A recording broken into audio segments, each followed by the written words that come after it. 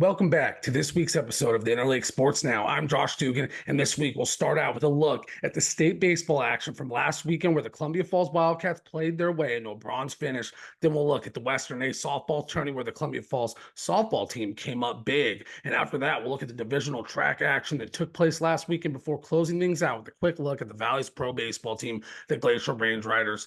We'll look at their schedule as their season gets underway this week. All right, let's start this thing out with some baseball action as the prep baseball season came to a close with the all-class state tourney taking place last weekend in Missoula. As mentioned in the intro, the Wildcats played their way in to a third place finish at the state tournament with a 16-2 win over Butte Saturday in the third place game. Freshman Jet Pitts had 4 hits and 5 RBIs for Falls. Huge day for the freshman. And then Grizz football commit Cody Schweikert also had a big day for Falls. He made a diving play on defense to stop Butte rally, and Schweikert came around to score 4 times of his own, so he played a major role in the win. Reggie Sapa and Connor Venazio both knocked in a pair of runs for the Wildcats in the win. Earlier Saturday, the Wildcats picked up a 10-9 win over Belgrade in walk-off fashion to punch their ticket to that third place game to have a chance to finish in third place, which they did. That being said, earlier Saturday, they picked up a 10-9 win over Belgrade in walk-off fashion when Dane 2 had a double in the 8th inning. RBI walked it off for Falls. AC Chilson also came up big with an 8th inning RBI double of his own that knotted the score at 9-9 to set up the 2 walk-off. So walk-off win for the Wildcats, and then they go on to come in third place. Florence beat Hamilton 4-2 in the title game to win their first ever state title in baseball. Last year, the Polson Pirates took home the inaugural state championship honors. Moving along to the track and field scene where the Flathead Braves and Bravettes came up big at the Western AA track meet with a title sweep by the Flathead boys and girls. Ben Blyven and Brody Thornsberry finished 1 and 2 in the 100 and 200 meters, with Blyven landing first in both events to propel the Braves to the team title.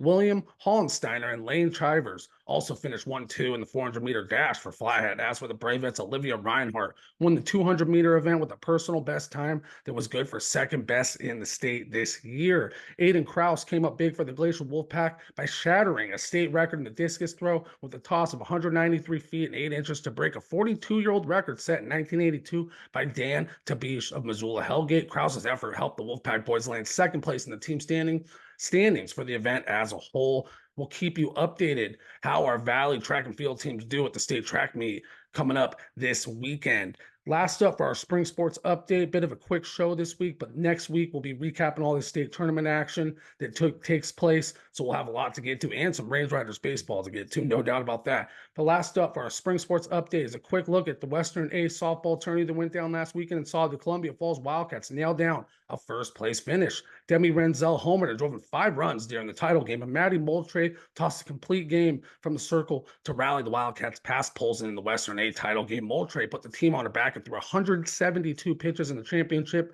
after throwing an 11 strikeout complete game in the semifinal to get past Dillon. Overall, congrats to Moultrie and the Wildcats on taking the Class A crown. We'll keep you updated on how the defending state champion Wildcats do at state this weekend, trying to go back-to-back. That's always hard in any sport, but they're poised to make a good run at it. No doubt about that. Best of luck to the Wildcats. Best of luck to all of our Valley teams in the softball field trying to go win a state tournament. All right, let's get to our one piece of college track and field news where a Valley product made some noise by qualifying for the NCAA track and field championships, and that is Glacier High product Evan Todd, who represented the Grizzlies at the NCAA first round meet in Fayetteville, Arkansas, and ripped off a javelin throw of 227 feet, good for 9th best in the event and good for a spot in the NCAA championships June 5th through June 8th. Heading into his final throw of the day, the Glacier High grad was in 36th place before unleashing his 227-foot toss that bumped him up 27 spots into the top 10 and punched his ticket to the NCAA championship